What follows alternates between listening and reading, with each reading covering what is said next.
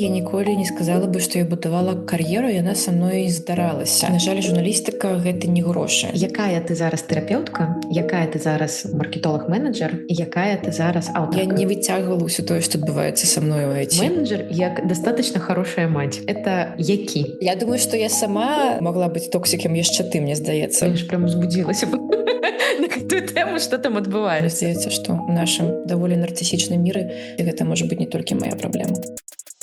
Усім прывітанне, мяне зовут Тацяна Дзямчук і гэта падкаст «Праца Ваца».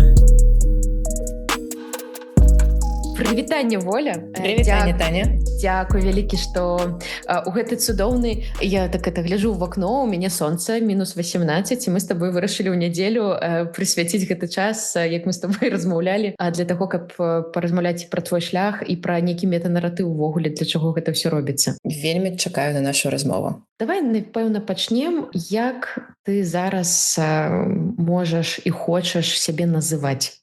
Я працую тэрапеўткай, менеджеркай у IT, дакладней маркетолагам і бренд-менеджеркай, і я аўтарка. А можа тут падрабязней пра аўтарка? У мяне журналісцкі бэкграунд, і наогул я апошнія 15 год увесь час пішу для публікі. То бок спачатку гэта была журналісцкая праца, потым гэта былі мае гісторыі з падарожжаў.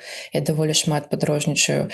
Я працягвала нават пасля сыходу журналістыкі часам працаваць з сваімі сябрамі над сцэнарыямі дакументальных праектаў. Я прадзюсіравала некалькі праектаў дакументальных. У мінулым годзе я нарэшце падышла да таго, што я хачу, і не толькі хачу, але я і прыдумала, што я хачу зрабіць сваю кнігу, прыдумала, пра што я хачу яе напісаць. І вось для мяне гэта зараз такі вялікі важны праект. І таму, калі я кажу аўтарка, я маю на ўвазе творчую частку свайго жыцця, якая звязана з літаратурай, з дакументальнымі відэапраектамі.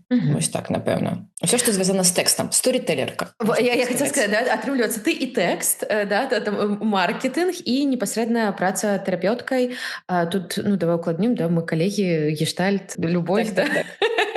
Гештальт-коучинг. Гештальт-коучинг, любовь. А як так сталася, што зараз маеш, па сутнасці, насамрэч, можна з какой-то, я так думаю, што з некага боку падысці, што это штосьці, дзесьці, можа, там пераплятаецца, да, то бок, да, это там не радыёфізіка і, не ведаю, там, да, і доктар. Але ўсё ж такі гэта супер розныя прафесіі. А як так сталася? Слухай, а напэўна, ў гэты момант жыцця я магу нарэшце сказаць, што я знайшла тое, што гэтыя ўсе накірункі аб'ядноўвае. Бо, напэўна, да гэтага моманту ў мяне шмат было пытанняў да сябе самой, як гэта ўсё можна аб'яднаць. Але зараз я бы сказала, што моя праца ў тым, каб распавядаць гісторыі. Я проста раблю гэта ў розных сферах і рознымі сродкамі. То бок, калі я працую тэрапеўткай, я слухаю людзей, задаю ім пытанні, рэагую сама і дапамагаю выбудоўваць такі наратыў пра сваё жыццё, пра сваё пачуцце, лепей сябе разумець, ствараць свае сэнсы. У вельмі шырокім сэнсе гэта стварэнне ўласнай гісторыі. Мая праца ў IT, я доўгі час была менеджеркай, то бок маёй працай была менавіта аб'ядноўваць каманду C-level і рабіць так, каб яны адно аднаго чулі. І таксама частка маёй працы было распавядаць гісторыю IT-стартапаў у знешні свет. Зараз у IT у мяне няма сваёй каманды, але я таксама працую на стыкі розных каманд. Я слухаю розных людзей.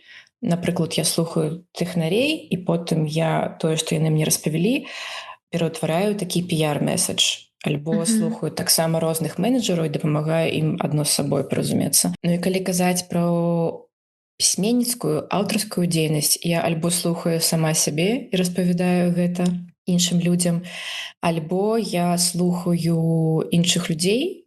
Вось у мяне было 3 такіх, напэўна, вялікіх творчых праекта, і дапамагаю ім таксама ствараць наратывы.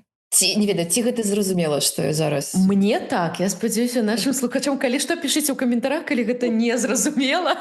Вот, мне супер зразумела, і ведаеш, зараз па сутнасці адбываецца працэс таго, што ты расказваеш сваю гісторыю. З чаго пачынаецца твой наратыў, твая гісторыя? тваіх пэўных адносін з прафесіямі, з працамі, з чаго гэта пачынаецца, як бы ты магла пачаць гэтую гісторыю? Можа, пачала б з таго, што я ніколі дакладна не ведала, чым я хачу займацца. І да якога ўзросту гэта было? Слухай, напэўна, вось да 20 з нечым.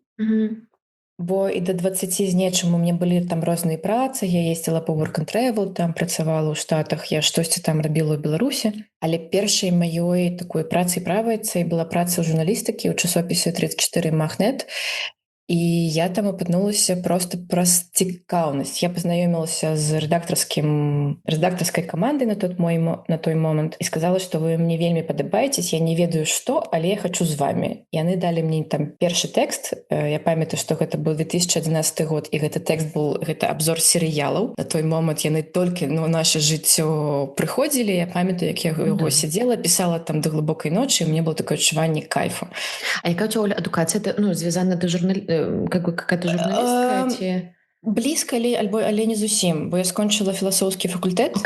Моя спецыяльнасць называлась інфармацыя і камунікацыя. То бок яна была такая шырокая. У нас там былі маркетинг, менеджмент, так. А прыйшла я туды таксама даволі выпадкова, бо я навучалася на гістфаку ліцэі БДУ, і большасць маіх сяброў проста шла на інфаком. Таму я за імі. Гэта быў апошні курс універа, я яго адпрацавала. Потым я з'ехала ў ваколсветнае падарожжа за пацаном, который зараз з'яўляецца маім мужам. І то бок мы 2 гады падарожнічалі вакол света, і падчас гэтага я таксама пісала ў 34. Потым я вярнулася і працавала таксама з гэтым выданнем як рэдактарка, як менеджерка розных праектаў. Мы рабілі лекцыі. Пэўны час мы рабілі даволі вялікі праект пра правінцыю, пра тое, што адбываецца ў рэгіёнах. І я пісала для пэўнай колькасці яшчэ іншых выданняў. Для Сіці-Дога, потым у пэўны момант для Вандерзіна, для Фіша Дейлі. Слухай, ты собрала себе, как это, самые модные меды в портфолио, мне падаецца. З Вандерзінам і з Афіша я памятаю, што гэта было моей мэтай, бо пэўны момант мне вельмі хацелася праверыць, ці я змагу працаваць не на беларускім рынке, а змагу працаваць, тады гэта было клёва, гэта ж быў Вандерзін, 16-17 год, і мне хацелось паставіць галочку. Я яе паставіла, но мне выйшла там не вельмі шмат артыкулаў. У Вандерзіне і у Афіша, можа, там десятак агулам, то бок гэта не было пастаяннай працай, але я просто памятаю, што мне вось хацелася даказаць себе, што я магу. Вось. І напэўна, 17-м альбо 16-м годзе, я у 16-м скончыўся вялікі праект 34, і я паступова пачала сыходзіць з журналістыкі. 2 гады займалася рознымі проста фрыланс-праектамі, і ў 18-м уже прыйшла ў IT.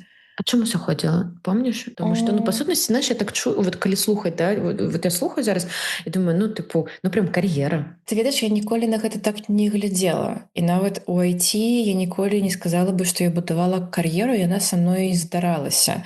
То бок я ніколі не ставіла себе такія мэты, ведаеш, кшталту праз 5 год я хачу быць рэдактаркай такога-то медыа, альбо праз 6 я хачу, я не ведаю, там пісаць у Нью-Йорк Таймс. У мяне такога ніколі не было. У мяне было шмат цікаўнасці.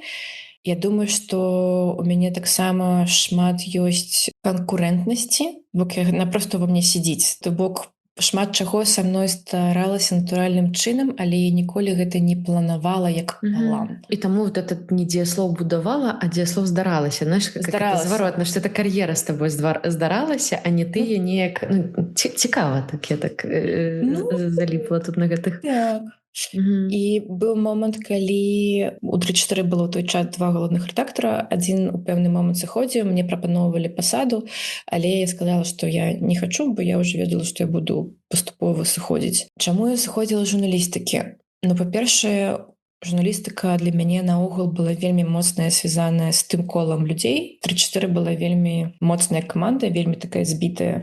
І таму у пэўны момант там змяніліся стасункі, шмат чаго адбывалася. Для мяне гэта ўнутрана было вельмі балюча, і таму я хацела і адасобіцца, і сысці пераварыць. І таксама я ўжо ў той момант разумела, што проста, на жаль, журналістыка — гэта не грошы. То бок гэта не тыя грошы, за якія можна было жыць, за якія мне хацелася б жыць. І таму было адчуванне таго, што ўжо варта шукаць штосьці яшчэ. І это 17 год, калі прям такое Беларусі росквет IT, калі, ну, мне так падаецца, прынамсі, это вот эти гада, калі оно прям было, ну, кажу, это такая можа быць суб'ектыўная перспектыва, але вот прям 16-17 прям прыемна туды было заходзіць. Я заходзіла пазней, бо ў 16 я зайшла з 34, потым мы уехалі з мужам у Кіеў, мы некалькі гадоў жылі ў Кіеве, і гэта быў даволі складаны час, бо я рабіла выключна розныя фриланс-праекты, і я так і не асмелілась выйсці на украінскі рынок працы, бо ў мяне было вельмі шмат insecurities, як можна было б сказаць. Пасля гэтага складанага часу са мной здарылася беларускую IT выпадкова, бо мы збіраліся ехаць у падарожжа чарговае на Каўказ, і трэба былі грошы, і я проста запыталася ў знаёмай, ці ў яе ёсць нейкі праекты, бо над часам штосьці мне цікавае падкідвала. І яна запыталася, як у мяне з англійскай. Я сказала, ну, окей. А што я ведаю пра сельскую гаспадарку? Я сказала, што нічога. Такая, ну, я цябе пазнаёмлю, а там разбярэцеся. І так я пазнаёмілася з камандай OneSoil, і спачатку я рабіла там блог. То бок, вось літаральна тое, што я ведала журналістыкі, было вельмі карысна у IT. Ну, а потым уже панеслося. Понеслась твоя кар'ера, которая здаралася. Понеслася. По маркетингавай, так гляжу, да, сцежце? Так, то бок, у 18-м я пачала працаваць з OneSoil як рэдактарка блога, ну, то бок, я ўсё рабіла. Я пісала, я верстала, там знайшла дызайнера, знайшла перакладчыка. Можна нават сказаць, што я была такой выдаўніцай блога, плюс аўтаркай, такі майстра на ўсе рукі. Потым я вярнулася ў Мінску ў 19 годзе, пайшла ўжо працаваць у офіс, і проста паціху розныя галіны маркетинга, яны тыпу каля мяне збіраліся, і я ўжо не памятаю дакладна, але спачатку, напэўна, гэта было пра e-mail маркетинг і соцсеці, напэўна, потым спорт, то бок тэхнічная падтрымка. Потым пэўны момант сышла дзяўчынка, якая была ў ролі CMO, і, можа, праз год пасля гэтага я фактычна стала CMO. Спачатку быў блог, потым быў e-mail маркетинг, потым PR падцягнуўся, апошняя была user acquisition, то бок закупка рэкламы. У гэты момант уже была ў мяне каманда, але гэта ўсё адбывалася, ну, пакрысе, цягам вось 5 год. І апошні год я ўжо афіцыйна была chief marketing officer. Уже 5 год до chief marketing officer, ну, как-то так, ну, чомусь українське слово тільки пригадав. Потужно, як би не сказати. Потужно? Потужно. Я не можу навіть еквівалент зараз знайти у білоруській, але і ні в якій іншій мові. Потужно. Ну, знаєш, так, так писати по-іншому. Цікаво, бо для мяне гэта, ну, знутры гэта ўспрымаецца як доўгі шлях. Ну, бо гэта былі вельмі інтэнсіўныя 5 год. І пэўны момант я стала рабіцца менеджеркай, то бок у меня пачалі з'яўляцца людзі, якія вось непасрэдна былі са мной у камандзе, і гэта быў складаны вельмі псіхалагічны момант. І, напэўна, недзе так у 2020 годзе я і пайшла вучыцца на гестальт-тэрапеўтку. Частка была праз тое, што я не выцягвала ўсё тое, што адбываецца са мной у IT. А можем тут вот трошки остановиться, спыніцца, потому что тут прям я хочу, па-першае, прыяднацца, потому что мне падаецца, я пашла ў псіхатэрапію вучыцца, у свою асабістую псіхатэрапію пайшла па асабістых прычынах, а ўжо вучыцца я пайшла, таму што я не вывозіла ну как, я вывозіла, але было вельмі цяжка, і я не могла зразумець, што са мной адбываецца. Ну, чаму яно так? І тут такая ж гісторыя.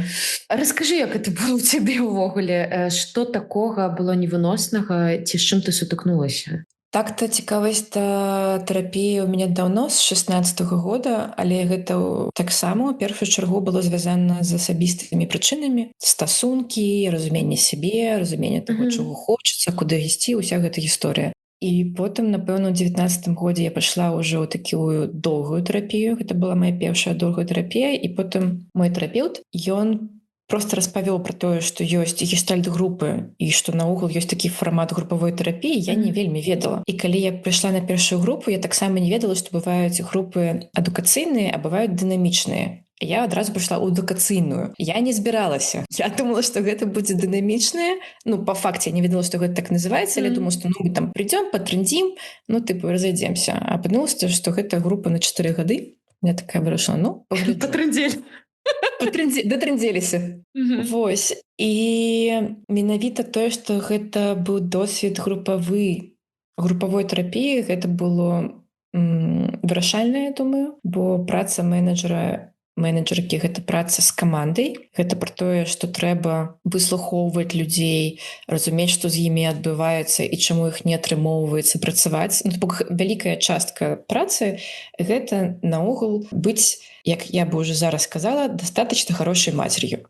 Але, канешне, у той першы момант я гэтага не разумела. Здавалася, што ты проста кажаш людзям, што ім трэба рабіць, яны проста ўсё разумеюць, і вы проста зараз робіце працу. Але так не працую ніколі. В вакансіях так і пішуць. Вообще-то. Вы просто, руководите, ты ведаеш. Так. А падумалася, што ўсё не так, і падумалася, што людзі па-рознаму разумеюць, здавалася б, адны і тыя ж рэчы. Выяснілася, што вельмі вялікая праблема ёсць з чаканнямі. Проста адразу у менеджменце амаль адразу мне трэба было нанімаць людзей, і я, мне здаецца, сабрала ўсе памылкі менеджера-пачаткоўца, бо вось гэтая штука пра чаканні, яна была для мяне такой краевугольнай, такі краевугольны камень. Мае чаканні, і як я гэта камунікую пісьменна альбо славесна, чаканні іншай стараны, і яшчэ, напрыклад, чаканні менеджмента, які нада мной наконт таго, што патрэбнае. І проста я часта па адчуваннях была ў сітуацыі, калі усе ж разумныя людзі, но чаму у нас тут такое лайно адбываецца? І не хапала проста рэсурса і зразумець сябе і пабудаваць працэсы так, каб гэта было добра для ўсіх. Вельмі шмат хаоса было, я б так сказала, унутры і снаружи. І вот эти унутраны хаос, ён чым быў больш звязаны? Я вот чула про вот это чаканне.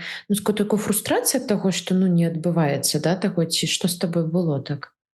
Вельмі шмат, я бы сказала, у мяне было чаго? Зараз я падумаю на эмацыйнай мове. Разгубленасці, шмат стрэса, менавіта такого адчування прэсінга. Я думаю, што шмат яшчэ злосці, нават часам гнева. Менеджмент гэта таксама пра межы. Пра тое, што трэба выбудаваць межы асабістай, сваёй каманды, адносінаў з іншымі. І калі ты выбудоўваеш межы, гэта заўсёды пра гнеў. І зусім было незразумела, што з ім рабіць, дзе я права, дзе іншы чалавек праў, як з гэтым наогул абыходзіцца. Напэўна, вось гэта больш за ўсё мяне знутры з'ядала. Я зразумела. Я, ведаеш, не ведаю, гэты падкаст я записывала трошки раней за нашу размову, выйдзе пасля нашай размовы ці да. Я записывала якраз пра што такое адбываецца ў камандзе, і там пра пераносы, пра праекцыі, то бок мама, папа, вот пра то, што ты сказала, дастаточна хорошая мать. І калі я записывала, подумала, што в принципе мне падаецца для менеджеров так важно досвед какой-то групповой терапии, как был коучинг, как был whatever, просто как поглядеть в каких-то таких умовах для хомячков, вот когда у вас, вот что это такое, потому что, столькі драм, колькі на працы вось менавіта з-за гэтых гісторый адбываецца, прям я сама в гэта трапляла і потрапляла просто очень жестко, как я потрапляла под переносы. Вот, и да, вот какой-то еще вот этот момент для того, чтобы просто прынамсі уяўляць, усвядомліваць, што з табой адбываецца, што гэта не справа у тваім падначаленым ці гэтак далей. Я думаю, што наогул гэта вельмі недооценены кампанент менеджерскай працы, эмацыянальны інтэлект. Я не ведаю, можа зараз ужо штосьці змянілася, і можа катэгарычнасць маіх уяўленняў, яна ўжо такая крыху састарэлая, але мне здаецца, што гэта памылка лічыць, што менеджмент гэта пра таскі, пра задачы, пра працэсы, пра інфармацыю, гэта пра людзей. І калі няма давай так, базавага разумення таго, што такое пачуцце, навошта яны патрэбныя, што з табой адбываецца, што адбываецца з іншымі, не абавязкова быць гештальтэрапеўтам, канешне ж. Але пэўная павага да эмацыйнага фону і стану неабходная для таго, каб хоць штосьці ішло ў камандзе, і гэта размова не толькі пра каманду, напрыклад, HR, или маркетинга, не знаю, PR, таких больш гуманітарных, скажем так, сфераў, але, я думаю, і пра каманды тэхнічныя, бо ўсё ж такі усе людзі і межы есть ва ўсіх. Так, і межы і пачуцці і пэўныя патрэбнасці, што калі б праца была, калі б праца ў камандзе была простай, ну, наш свет выглядаў бы зусім па-іншаму. Але праца аб'яднаць людзей і зрабіць так, каб яны аднаго разумелі, ну, мне здаецца, што гэта магія, гэта вялікае майстэрства. Так, это прям скилл, ну, типу, который важно развивать. И, ну, на жаль, ну, на мой погляд, как-то книжками это не тренуется. Ну, типу, можно так. 100 миллионов тысяч книжек прочитать про менеджмент, але, ну, как бы, што маємо. Я так, ведаеш, пераскочу. А ты зараз кіруеш камандай нейкай ці больш сама працуеш? Зараз, ну, слухай, напэўна, у мяне зараз пачынае паяўляцца каманда, бо я з верасня вось працую ў карпорацыі, і зараз у мяне 2 чалавекі. Ну, команда. Яны пакуль што такі, ведаеш, фрылансеры, якія пераходзяць на кантракт, і мы пакуль што не абмеркавалі межы, так бы мовіць. Ну, хутчэй за ўсё так, яны будуць зараз маёй камандай. Але пакуль такі пераходны перыяд, таму я пакуль што кажу, што я яшчэ такі гэты індывідуал кантрібутар, хаця ўжо не зусім. Я да чаго спытала, атрымліваецца, я трошкі ў годах зараз буду губляцца, это вот першая твоя каманда, это які гады былі? 18, 19, да? Напэўна, з 19-га. Тут хуткая рэмарка, што у журналістыкі я таксама шмат працавала як праектная менеджерка, як рэдактарка, але чамусьці там гэта было па-іншаму. Там гэта было, можа, больш-менш, можа, была большая дыстанцыя, але гэта не было так складана. Складанасць менавіта вот пачалася з такой вельмі інтэнсіўнай IT-працы. То бок, так, команда з 19-го, у 20-м я пішла вучыцца на гештальт ўжо так. Ну. Ага. Пытанне такое, можа, яшчэ дафармулюю ў працэсе. У чым глобальна розніца волі менеджеркі 26-го года, ну, вона ж така падставовая, і волі менеджеркі 19-го? Я думаю, што яна шмат больш спакойная. Думаю, што больш прыймальная і весёлая, бо акрамя таго, што я лепш разумею іншых, я лепш разумею сябе, і я разумею, якую вялікую частку сваіх праблемаў я стварала сама. Ну, то бок, ведаеш, і вось гэтая магчымасць пасябраваць з уласнымі ўнутранымі дэманамі і недзе саму сябе больш прыняць, яна ўплывае на тое, што я значна больш на чыле. І у меня ёсць такое, ведаеш, навык кантэйнавання таго, што, ну, вось чалавек такі, які ён ёсць. І таксама ведаеш, што, напэўна, важна, з'явілася гэтая перспектыва таго, што дрэнных людзей вельмі мала. У IT, так, я думаю, напэўна, гэта не тое. А можаш тут вот, ну, для сябе вот дрэнных? Так, давай так, глупых, альбо дрэнных, альбо тых, якія хочуць вось спецыяльна нагадзіць, альбо там спецыяльна падпорціць адносіны, но іх вельмі мала.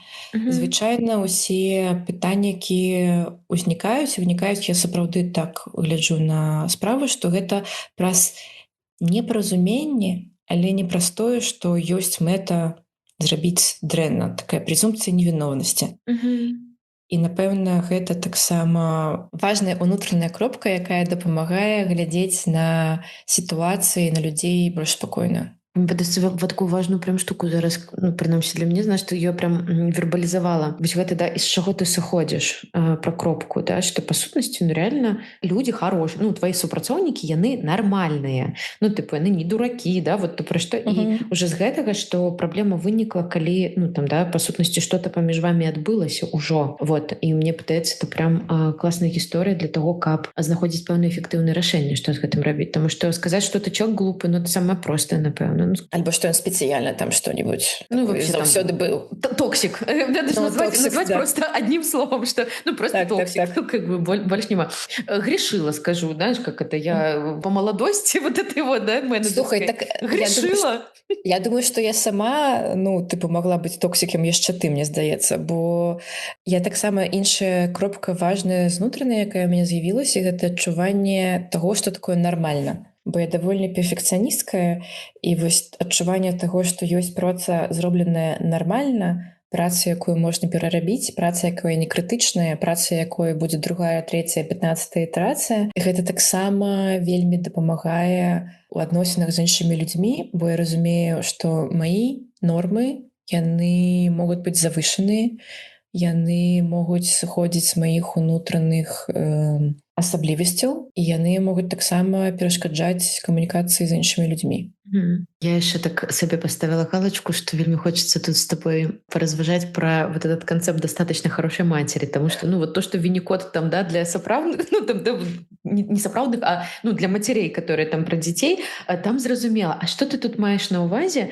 Менеджер як достаточно хорошая мать. Это якая? Давай, я скажу зараз сваё, і мне будзе цікава, што б ты сказала. Хорошо. Так, дастаточна хорошая маць-менеджер. Па-першае, які менеджер альбо менеджерка, якія могуць большую частку часу быць адкрытымі, эмацыйна стабільнымі і дапамагаючымі. Пры гэтым гэта менеджеры альбо менеджеркі, якія даюць свабоду і прастор для дзеянняў камандзе, даюць магчымасць ім самім рабіць памылкі і не спрабуюць усе памылкі альбо недарэчнасці выпраўляць самі. То бок гэта такі баланс бяспекі і заботы і баланс самастойнасці і свабоды. То бок, па сутнасці, слияние з межы, знаешь, как это как дастаткова адказваць на патрэбу да, сваіх супрацоўнікаў, але між тым даваць ім аўтаномнасць пэўную. Не ідэалізаваць дзе-то, да? А патрэбы бізнеса, яны ж часта супярэчаць. Ну вот, не супярэчаць, а яны могуць адцягваць в іншы бок. Я пакуль не могу прыдумаць прыклад, але вот заўсёды думаю пра гэтага трэцяга. Так, дакладна. Я пра гэта не думала, у сэнсе зараз не ўключала, но я б сказала, што у такім выпадку дастаткова добры менеджер альбо менеджерка, маце. Гэта таксама ты, які знаходзіць баланс з пажаданнямі бізнеса, бо здаецца, што калі толькі пажаданні бізнеса, ну, людзям будзе дрэнна. Калі толькі пажаданні людзей, ну і бізнес не будзе развівацца. Таму ну, так. Такая магчымасць знаходзіць баланс. Так што записывайце, шаноўныя слухачы, калі вы менеджеры ці хочаце, каб ваш менеджер і менеджерка падкачалі свае скілы, то можете скінуць гэты подкаст. Может быть, знаете, так это ненароком. Вот, подсунуть, что вот такие важные скиллы. Ну, насамрэч пагажуся, и мне... Кажи. Что ты додала? Вот я додала, знаешь, вот этот вот бок бизнесу, про который я постоянно думаю.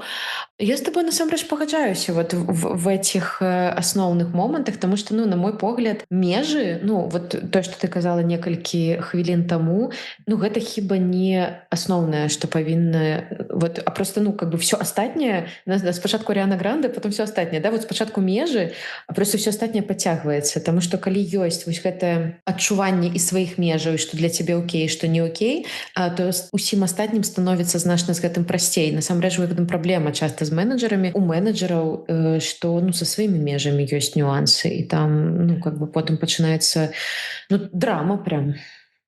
Я думаю, што тут часам пытанне, ведаеш, яшчэ і ў вялікай структуры, і ў вялікай арганізацыі, бо, напрыклад, калі гэта стартап, у якім усё вельмі хутка змяняецца, то проста гэтыя межы трэба выбудоўваць весь час. То бок, калі там ужо паяўляюцца бюракратыя, працэсы, бла-бла, робіцца крыху лягчэй, але цяжкасць, мне здаецца, у тым, што яшчэ раз гэта такі дынамічны працэс, на жаль, не статычны. Слухай, ну як і дзіцёнак расце, па сутнасці, межы, которые былі, калі ён быў немаўляткам, і межы ў 3 гады, гэта прям розная гісторыя. Таму, слухай, короче, можна прям реально паралель рабіць. Менеджер і как бы вот это вот материнство і то, что адбываецца з твоёй камандай. Прям прикольно. Я думаю, что тут великое такое поле для фантазии. И для фантазии, и для вот этих параллелей, и для того, как я аж прям возбудилась на какую тему, что там адбываецца.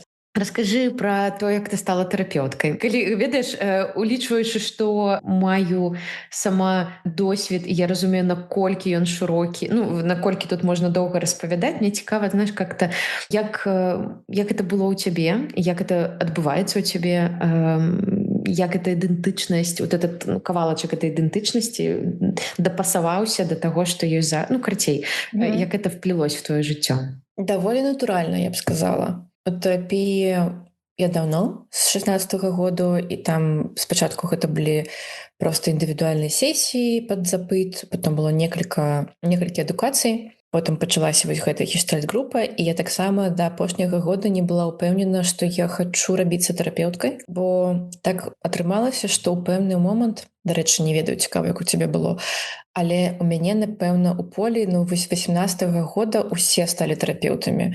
Бо гэта было агромністае проста кола людзей, і гэта што дазваляла зразумець? Гэта дазваляла зразумець і плюшкі гэтай прафесіі, але таксама і мінусы, які там таксама ёсць. І таму я так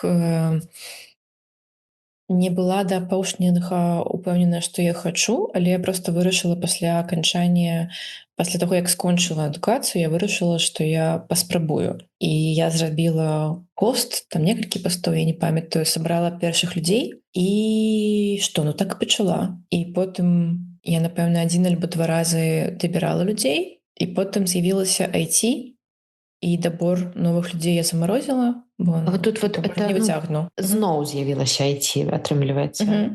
Пасля сыходу з OneSoil час ад часу бывалі нейкія залёты розныя кампаніі айцішныя, але гэта быў паўсюль не мэч па розных момантах, але вядома, што IT для мяне заставалася галоўнай сферай, дзе я зарабляла. Потым вось я вырашыла, што паспрабую пайсці ў тэрапію, і яно паціху там пайшло. І я вырашыла, што ну окей, я буду развівацца тут, таксама і таму, што вось апошні мой вопыт такі айцішны быў цяжкім, ды і наогул я думаю, што мне накапілася вельмі шмат такога негатыўнага следу нават яшчэ з часоў стартапу. Проста праз тое, што вельмі высокі рытм, проста праз тое, што вельмі ўсё хутка змяняецца, праз тое, што гэта ўсё ж адбываецца ў эміграцыі. То бок там справа была не толькі ў IT, але таксама ў акалічнасцях і ў мне самой. Але мне было такое адчуванне, што ну я не хачу вяртацца. Гэта вось занадта unhuman, занадта не пра чалавека, я вось хачу тэрапію. Але у красавіку мінулага года так адбылося, што да мне напісала вялікая карпорацыя, якая набыла стартап, які ў пэўны момант быў галоўным канкурэнтам стартапу, якім я працавала. Окей. І мы доўга з імі размаўлялі, і яны проста прапанавалі вельмі добрыя умовы, і мне вельмі спадабалася моя менеджерка, з якой я размаўляла, і таксама карпорацыя абяцала тыя умовы, якіх у мяне ніколі не было, і тую глобальнасць, якой мне раней не было. Я працавала ў OneSoil, там былі глобальныя рынкі, але тут проста, ну, усё большае. Бюджэты, каманды, задачы. Я вырашыла паспрабаваць, і вось зараз ужо амаль паўгады, і мне падабаецца больш, чым я думала. Я вось так могу сказаць. Атрымліваецца, працавала ў стартап, больш такое асяроддзе, а зараз это карпарацыйнае. Чому для цябе розніца? Ну і як ты сябе адчуваеш? Гэта не толькі карпорацыя, але гэта карпорацыя з брытанскімі карнямі. І там вельмі шмат... Cultural? Ну так, вельмі іншая культура. І так, я са свету прадуктовых стартапаў з усходнеславянскімі каранямі перайшла ў карпорацыю з брытанска-еўрапейскімі каранямі. Розніца вялікая. Я бы сказала, што нашмат больш лагодная і спакойная культура, менавіта камунікацыі, кропка. З аднаго боку, канешне, ніхто стыкеры і мемы не шле, а з іншага, слухай, нашмат больш палайт. Як гэта сказаць па-беларуску? Ветліва. Нашмат больш ветліва, і ведаеш, якое яшчэ адчуванне, што сёння і заўтра не апошні дзень жыцця і не апошні дзень працы. Гэта не апошні рэліз, гэта не апошнія грошы, гэта не апошняя магчымасць наняць гэтага чалавека, гэта не апошняе нішто. У цябе ёсць вось магчымасць, у цябе ёсць люфт, у цябе ёсць час для таго, каб прымаць рашэнні, для таго, каб касячыць, для таго, каб штосьці прыдумляць, нашмат больш рэсурсаў. І праз гэта больш спакою. Оля, это у вас что там, стабильность? Ну, прикинь. Что такое говоришь? У меня есть нават медицинская страхоўка ўпершыню ў жыцці. Гэта для мяне наогул проста. Ну, я сапраўды проста яшчэ ў такой часткі карпорацыі, у дыджытал-аддзеле, гэта, напэўна, 1000 чалавек, якая складаецца з каманд некалькіх стартапаў, якіх карпорацыя набыла раней. Бо ў асноўным я працую зараз з бразільцамі, з украінцамі. І таму я, ведаеш, адной нагой у стартапе, такім больш дарослым, а з іншага боку карпорацыя, якая дае стабільнасць. І таму для мяне гэта зараз вельмі клёвы баланс. Бо з аднаго боку там ёсць хуткасць, там ніхто ў носе пальцам не кавырае, там людзі робяць працу, а з іншага сапраўды ёсць рэсурсы, і гэта прышпільна. Класс. Ну, как это звучит, как... Не люблю вот эту дихотомию здоровое-нездоровое, але звучит как что-то здоровое. Ну так. Ну, стабильное, с ресурсами, там, где тебе не... Ну, реально, этот релиз не самый карацей. Ой, прям радостно вельмі. Подумала, што можа найти крэст і не ставіць, бо да таго я ўжо паспела, ведаеш, некалькі крэсців там этих крыжоў паставіць. Ну, пасля этих залётаў, да, вот в этой кампаніі, і зараз, ну, такі хороший досвід. Таму, да, кампанія рознь, і, ну, похоже, што на што зараз глядзіш? Вот, ну, напрыклад, гэтая кампанія, там, да, ці наступная, ці, там, да, вот, якія парады? Ну, могла б, вот, знаешь, улічваючы, што ёсць досвед, для таго, каб трапіць у такое нармальнае асяроддзе. Ну, нармальнае, ну, давай так, какую-то норму. Без то, что там в носе колупаются, ці high achievement, вот это вот, как это называется, high achievement, или, боже, не помню, как на английском, где просто есть назва, да, где все досягатары, просто там выпаление за 2 гады. Слухай, я нават не ведаю, якая тут можа быць парада, бо мне здаецца, ну, трэба разумець, чаго самой хочацца, альбо самому чаго хочацца. І мне здаецца, патрэбна удача, бо зараз такі рынок працы, што, на жаль, мне здаецца, часам гэта не пытанне выбару. Бо калі ёсць магчымасць выбіраць, ёсць час і ёсць падушка бяспекі, ну гэта раскоша. І, напэўна, зараз тое, чаму у мяне атрымалася так усё неяк прыемна, акрамя таго, што у мяне ёсць прафесійны досвед і рэкамендацыі. Я па рэкамендацыі прыйшла таксама разумела, пакуль я з імі дамаўлялася, што калі яны скажуць не, ну я выжыву. То бок праз тое, што мне ёсць тэрапія. І гэта неяк важна адчуваць, што гэта не апошні шанец, але мне сапраўды падаецца, што гэта, ну, з нынешнім рынкам працы гэта раскоша. Ну, я згодна пра ўдачу, насамрэч, пра то, што тут, ну, не ўсё залежыць сапраўды ад чалавека і ад таго, што, ну, там, наколькі класна ён будзе шукаць працу. Вот. 100%. Радостно за тебя. Прям это, знаешь, так что ты трапила во что-то хорошее. Потому что ты что-то же столькі дрэннага про IT, ну, типу, и лей-офф, и насправді, ну, такое поле насычанае хутчэй. Вот такой інфармацыі. Тут, калі чуеш, а сапраўды кампаній хорошых много. Ну, типу, і сапраўды заўсёды было, нават у часы крызісаў, калі там читаешь кніжкі, заўсёды былі тыя, у кого ўсё окей. Ну, типу, збольшага. Там, дзе ёсць грошы, ёсць ресурсы. Ну, типу, к тому, да, не все дрэнна. А чаму ты для сябе вырашыла сыходзіць з IT ў тэрапію? Якая у тебя матывацыя? Слухай, ведаеш, я не могу сказаць, што себе зачыніла гэтыя дзверы, таму што у мяне просто так склалася жыццё, што прадалі кампанію, в которой я працавала, і я удзельнічала таксама там, да, гэтай сдел... Ну, карацей. І как-то я такая подумала, ну вот, значит, можно и практику поширать, ну, потому что у меня уже были клиенты, и тут я поширила практику, и с учебой нарешті, ну, там, хоть некий час, и, ну, как бы, и ресурсы. Ну, то бок, терапия все еще не покрывает, это не та зарплата, которая у меня была раней. Вот, тут так само, мне падаецца прям важно про это честно казать, потому что я колькі, вот, ну, я не ведаю, в моем поле как-то не все про гэта там про грошы размаўляют там, але жывучы ў Варшаве прям тэрапіяй я себя все яшчэ лічу пачаткоўцы, ну то бок да, не мэтрам там, да, психотерапии з вялікім рэйтам і з групамі, вот то, что мы с тобой па-за запісам абмяркоўвалі,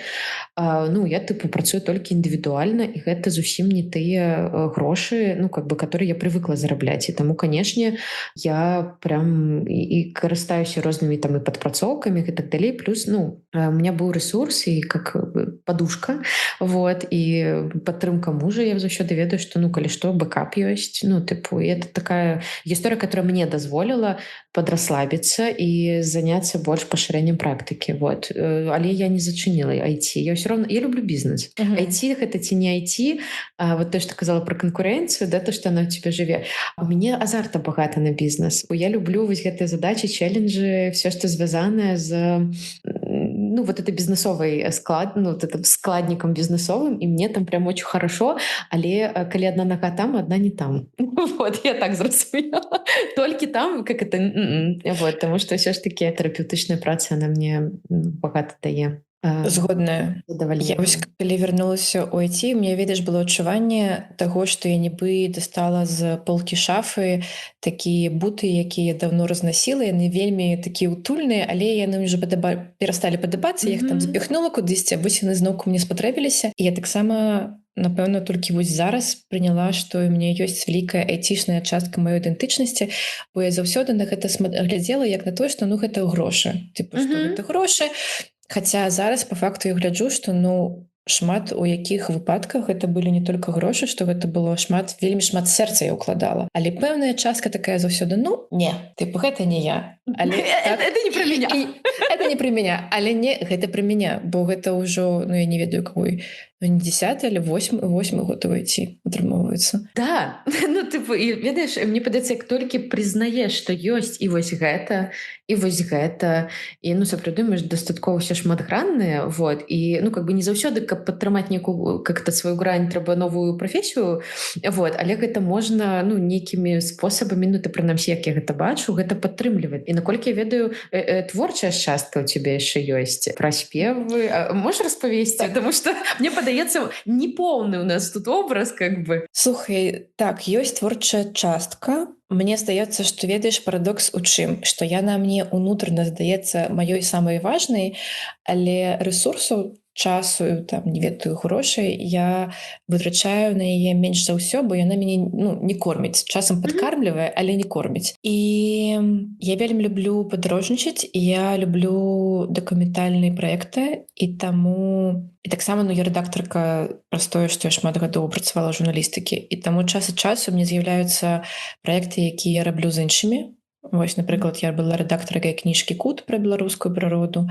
Я са сваёй сяброўкай Сашай Кулак рабіла некалькі сцэнарыяў дакументальнага кіно. Я дапамагала нават з некалькімі выпускамі Лёні Пашкоўскага з «Хачу домой». І вось гэта такія наратыўныя гісторыі. Ёсць тое, што я пішу сама, як я ўжо казала, я хачу вось сваю уласную працу зрабіць, бо ў пэўны момант я зразумела, што я вельмі клёва магу працаваць у камандзе. Я добрая партнерка, але мне вельмі цяжка штосьці зрабіць сваё уласнае, ведаеш, і прасоўваць яго з такой жа страсцю. Адданасцю, як штосьці для іншых, таму вось я так складана, але хачу зрабіць звязана, дарэчы. Сорам, страх. Я думаю, што калі стаішся кімсьці, гэта проста значна прасцей, меншая адказнасць, а тут ну і перфекцыянізм, ну сорам, страх. Тыпу, а што іх не спадабаецца, хто што падумаць. І ну і вядома, што частка мая пратэрапеўтаваная такая, ну ўсё разумее, але пэўная частка мяне такая маленькая, яна ўнутры сидзіць і кожны раз дрыжыць, калі там штосьці посціць. Ну і з гэтым нічога не зробіш. Паўсюль такое, ну прынамсі столькі маючы вот этого досведу. Я тут зараз хутчэй ведаеш, гэта нават ну пытаю, каб мы гэта вербалізавалі, тому што я 100% разумення. Типу я нават вот сёння перад сустрэчай з табой, я знаю, што будзе сюдру, але вот это вот какая-то штука, а раптам што, а как, а там, і оно ёсць, ну типу, оно нікуды не дзіваецца, ну как бы толькі пытанне, як падтрымліваць сябе ў гэтым. Як падтрымліваць? Звычайна ёсць, я так ад кліентаў чую, ну мне падаецца это как-то гучыць, што ну вось, ну калі чалавек 10 год працуе ў журналістыцы, да, ну што как это кожны пост он выкладывае і перажывае, да, ну вот, ну як это так? Слухай, я б схлусіла, калі б сказала, што вопыт не дапамагае. Вопыт, канешне, дапамагае. Але ўсё роўна мне здаецца, што пісьмо, а ў асноўным я пішу, ну тыпу фоткі мне выкладаць значна прасцей. Для мяне пісьмо гэта самае інтымнае з таго, што я раблю. І мне здаецца, што ў кожнага творчага чалавека ёсць свой самы інтымны медыум. Ведаеш, вось там, дзе менавіта штосьці асабістае такое ідзе з грудзей сэрца. І калі я пішу, гэта інтымна. І калі я пішу пра штосьці асабістае, гэта звышінтымна. І таму тут я не думаю, што вопыт можа дапамагчы. Напэўна, можна паглядзець, як на, ведаеш, як на тэрапію. Чым дольш ты працуеш тэрапеўтам, чым больш ты чуеш балючых гісторый другіх людзей, але цябе вельмі важна не пераставаць гэту боль адчуваць. Бо калі ў тэрапеўта перастае працаваць сэрца, ну ўсё, яго можна спісваць у ветэраны. Але, канешне, нейкім чынам твая магчымасць кантэйніраваць і выслухоўваць гэты боль і працягваць жыць, но яна развіваецца. І мне здаецца, што вось у творчых такіх штуках, прынамсі для мне з пісьмом, штосьці вельмі падобнае. Канешне, мне працягвае быць часам страшна і сорамна, і напэўна, калі мне перастане быць страшна і сорамна, то той момант можна Трэба сказаць, што заканчваць? ўсё, трэба заканчваць, так. Вельмі неяк мне так карнальна прагучала пра інтымны медыум. Вот. Ну, што сапраўды это такая какая-то... Ну, как-то оно мне так... Бля, я уже ненавижу слово «отгукнулась», но я его буквально... Ну, отгукаецца ж. Ну, отгукаецца, ну. Закранула мяне моцна. Ну. Вот. Для тебя які самы інтымны? А я подумаю про гэта. Я подумаю, ну, тому што я і пішу, і голасам штосьці кажу. Дакладна фоткі это самае, увогуле без розніцы. Вот. Але я подумаю. І вось яшчэ магу тут дадаць адну кропку, можа тебе таксама будзе цікава. У меня тут кніжкі гэтай зараз няма, яна ў другой комнаце, але ёсць такая кніжка The Creative Act Ріка Рубіна. Шмат хто зараз пра яе распавядае. Яна мне вельмі спадабалася, бо ён там вельмі трапна фармулюе некаторыя думкі, якія ва мне жывуць, як і у шмат вядома у кім. Ён цікава фармулюе падыход да творчасці як такой, і там ёсць такая вельмі важная кропка, якую я спрабую сябе трымаць, што мы толькі медыум. То бок нават калі мы пішам пра штосьці інтымнае, пра кар'еру ў падкасці, пра адчуванне ідэнтычнасці падарожжа, гэта не толькі наш вопыт. Калі ён з намі здарыўся, гэта значыць, што ён здарыўся яшчэ з мільёнам людзей. Усё пытанне ў тым, якой мовай, у які момант і каму ты гэтыя думкі даносіш, але яны цябе не належаць. І вось калі атрымоўваецца стаць на гэтую пазіцыю таго, што гэта не мой нарцысічны вопыт, і зараз я распавяду, бо я тут великолепная, а што я транслюю штосьці, што дапамагае іншым разумець ім самім пра сябе, гэта таксама дапамагае. Ну так, это адразу пра тое, што как это одна і тая ж думка, але рознымі галасамі. Незразумела, дзе каму, як яна зразануе, і чым голасам, і ў чых фармулёўках. То бок это такая, ну, такая, што магічная для мяне заўсёды, таму што, ну, прям клас. Мне хочется, знаешь, так по чарзе, якая ты зараз тэрапеўтка, якая ты зараз, ну, маркетолог-менеджер, і якая ты зараз аўтарка? Зараз я распавяду. Я таксама пра хор не адпавяла, але не ведаю, ці варта. Чацвёртая, ну давай 4. Не, слухай, я у творчую частку бы унесла, бо хор гэта штука, якая з'явілася ў маім жыцці праз тое, што мне вельмі хацелася гэтых клёвых жанчынаў. Я ніколі да таго не спявала, і я не моцная спявачка. То бок я ведаю, што я не моцны голас, гэта окей. К вам можна было трапіць, не ўмеючы спяваць? Ну, на пачатку, калі гэта ўсё толькі кола фармавалася, там яно фармавалася як такое спачатку тэрапеўтычнае кола, а потом яно ўжо стала ператварацца прафесійны складнік. І там сапраўды былі людзі, жанчыны з рознымі галасамі, і хтосьці там просто подцягваюся по ходу. Вось, і я што пра сябе ведаю, што я не прафесійная спявачка, ніколі не буду, але я шмат дапамагала сваімі менеджерскімі скіламі, і ну, мне проста вельмі гэта ўсё падабаецца. Гэта клёвая энергія жаночая, ведьмінская. Але вяртаюся. Я начну з таго, што прасцей за ўсё. Я вопытная менеджерка і маркеталагіня, крыху пабітая жыццём, але ўсё яшчэ з цікаўнасцю да прафесіі, да людзей і з жыццёсцвярджальным стаўленнем да іх. Я пачынаючая тэрапеўтка, структурная, глыбокая і часам занадта сур'ёзная. Я рыхтуюся да таго, каб стаць вопытнай аўтаркай, пісьменніцай, праз тое, чтобы з аднаго боку ўсё тое, што я ўжо зрабіла, змагчы у сябе ўнутр пакласці, а з іншага навучыцца быць больш паслядоўнай і больш яркай у гэтым. Вось. Як мне падабаецца, как ты словы подбираешь. Ну, я знаю, что это твоя профессия. Я прям сижу, думаю, боже, як мілагучна, як смачна. Дякую. Блин, класс. Азіраючыся на свой вот этот шлях, который ёсць зараз, этот промежек часу, вот этот шлях. Я вот, знаешь, сказала шлях, а потом думаю, может, для тебя не шлях. Это вот я так шлях звычайно характарызую. А як это для тебе? Вот калі гэта пісаць, ну, можа, некалькімі словамі, што гэта такое? Вот твоя вот эта професійная, ну, таму што сапраўды ў нейкі момант это, ну, там прям разветвленне, разгалінаванне ў гэтым усім ёсць. Я бы сказала, што гэта шлях, які стварыўся праз цікаўнасць, неабходнасць, удачу, ну і выпадковасць. Бо гэта была не толькі цікаўнасць, вядомая. Частка таго, што я маю зараз, гэта не толькі праз цікаўнасць, але сапраўды праз неабходнасць. IT спачатку была неабходнасцю, грошы патрэбныя. І дзесьці гэта памылкі, дзесьці гэта счаслівы случай, але цікаўнасць, напэўна, гэта галоўнае. І вера ў людзей, якая часам хістаецца, але наогул я атрымаю гэты маяк добрага стаўлення да сябе і да іншых. Дзякуй вялікі.